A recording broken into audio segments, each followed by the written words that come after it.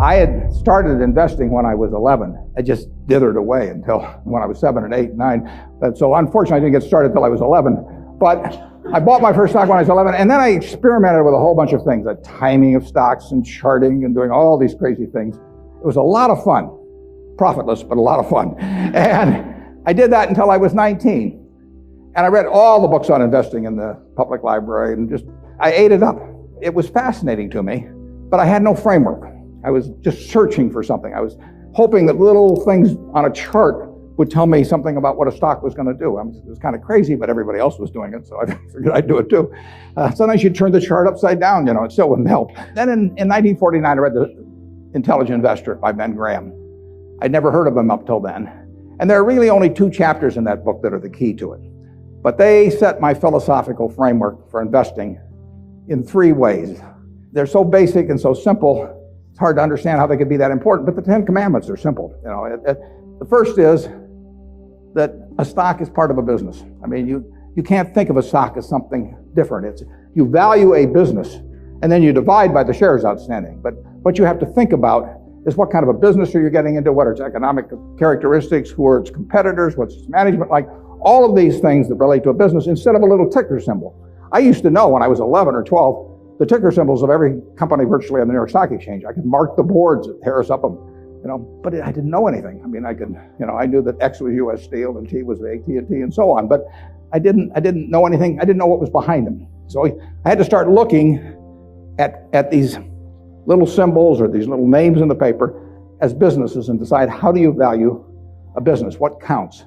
The second thing in the book is that Graham gives you a marvelous set point in terms of how the investor should react to stock market fluctuations. He talks about his mythical Mr. Market in chapter 8. And there's been no better thing written in terms of the investor's attitude toward stock prices. Most people react the wrong way to stock prices. I mean, they feel good when their stocks go up, they feel bad when they go down. They think the stock market is there to instruct them. And Mr. Market is this partner you have in investing. He's a remarkably obliging partner. This guy comes around every day and he tells you what he'll pay you for your interest in the business or what he'll sell you more at the same price. Nobody ever does that in private business. If you and I owned a gas station together, and I said, every day I want you to come in and offer me your half interest in the station, and I can either buy your half or sell you my half at the same price, and you have to come in every day and do it, you'd be at a terrible disadvantage. And you'd be at a particular disadvantage if you're Mr. Market in the market, because Mr. Market, our friend in the market who obligingly gives you those figures every day, different figures at the end of the day and the start of the day, but he's naming a price at which you'll either buy or sell.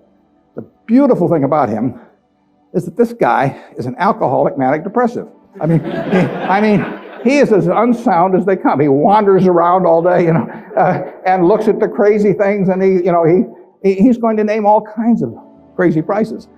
And you don't have to pay any attention to him, except when it's to your advantage to do so. If that's once a year, if it's once every 5 years, it's one stock out of 3,000.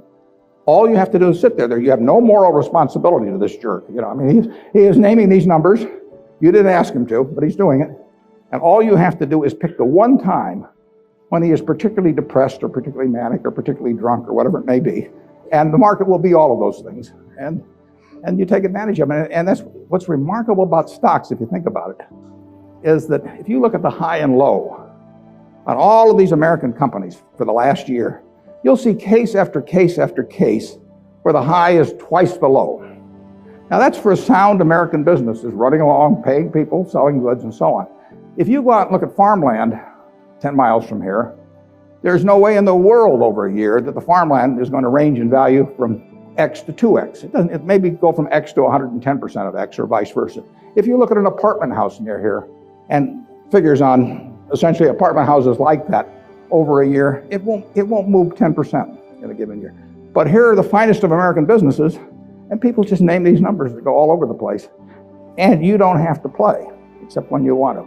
That's the important thing, and that's what Graham tells you. The market isn't there to instruct you, to tell you anything. The market is there just basically to serve you when you want it to serve you. One of the most important things to remember in stocks, very hard to do, but people have all these feelings about it. The stock doesn't know you own it. You're sitting there with these certificates for Berkshire. the company doesn't even know you own it, and the stock doesn't. It's trading now, and they don't know you own it. So it has no feelings about you. I mean, you've got all these feelings about it, but it's just part of a business. If Berkshire is worth 75,000 times 1.5 million shares, roughly 110 billion or something like that, it's a good investment. If it isn't, it's a lousy investment, and you have to value the business. And Graham, it's amazing, but people don't do that in Wall Street. You hear price targets or that kind of thing, but you'd see no one write a paper that says, here is the nature of this business over the next 20 years. What should that business sell for? Forget about what it's selling for. In fact, one of the things I always like to do when I'm looking at investments is I like to look at them without knowing the price. Because if you see the price, it automatically has some influence on you. If you just sit down with the reports, if I get an idea about looking up a company and I get the 10Ks and so on, I would rather not know the price because I'd rather value it without knowing the price. When I used to handicap horses when I was a kid, one of the things I would do is I'd get the racing form ahead of time.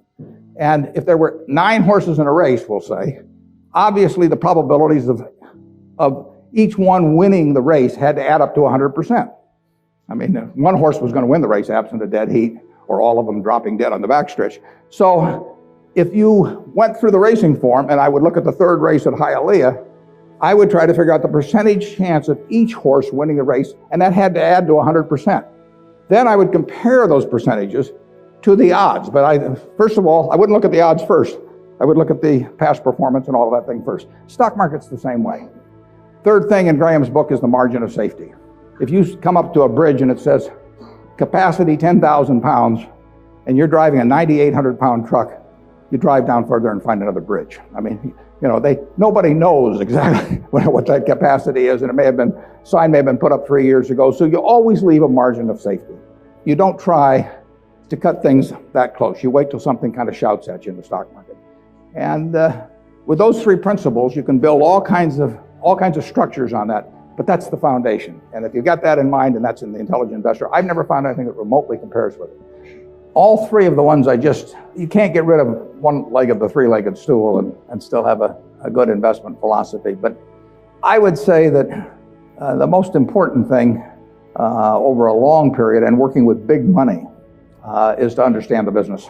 Let's just say for the moment that you were given $1 million or whatever sum was necessary, and you could look around Knoxville or look around all of Tennessee if you want and buy into any 3 businesses, between now and a week from now. Private businesses, not trading or anything of the sort. And you got a week to do it or you have to give the money back. What will you be doing during the next week? I mean, you can look at all these companies. Some of them you're quite familiar with. Some of them you're less familiar with. Some of them you know by reputation. Some of them you know the management. Some of them you don't. You know their competitive situation. What will you be thinking about during that 7-day period? How will you actually be screening these companies out? I think you'll look for 3 businesses, and you can't trade them after you buy them. You're going to own them the rest of your life. You're going to be looking for businesses that have enduring competitive advantage.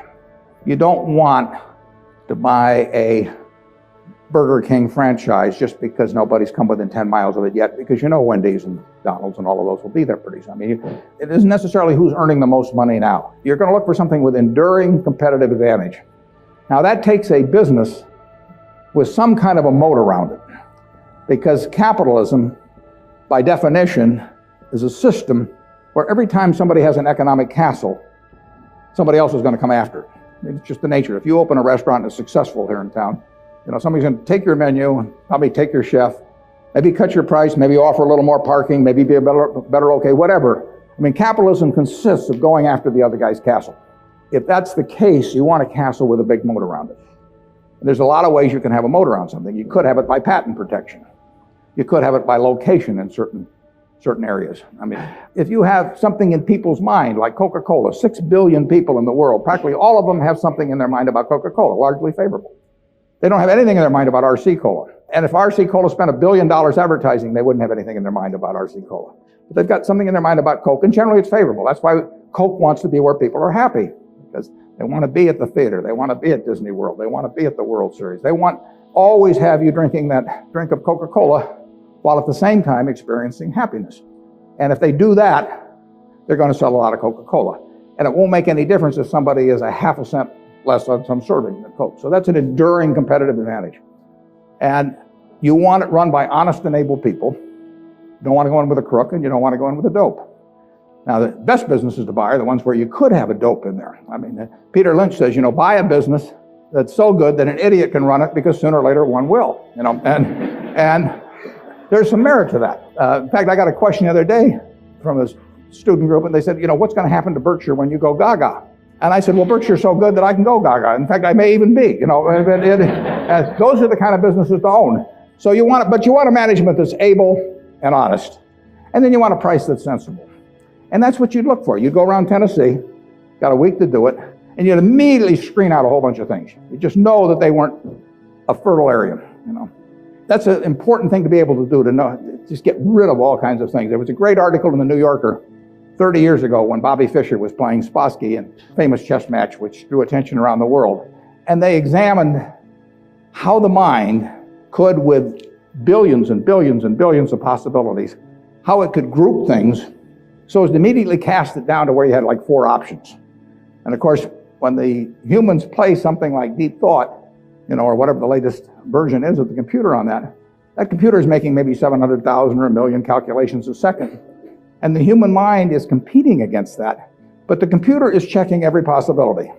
And the human mind somehow has this ability to cast out 99.999% of those things that the computer has to go through in order to focus on the 3 or 4 possibilities that really make sense. And investing's a lot like that. It's not that tough because there aren't that many companies, but you want to cast out all kinds of things.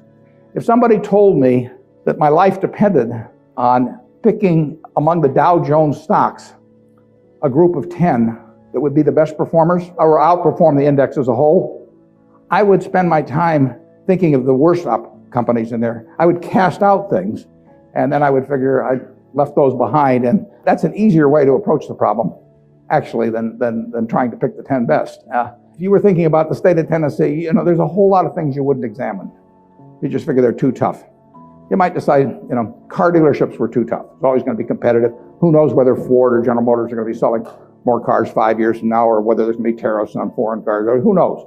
So you just say, I'll give up on car dealers. I'll think about something else. And that approach that you use there is the same approach you really want to bring to the stock market. You've got 3,000 companies tonight you can look at on the New York Stock Exchange. There's a valuation on every one of them.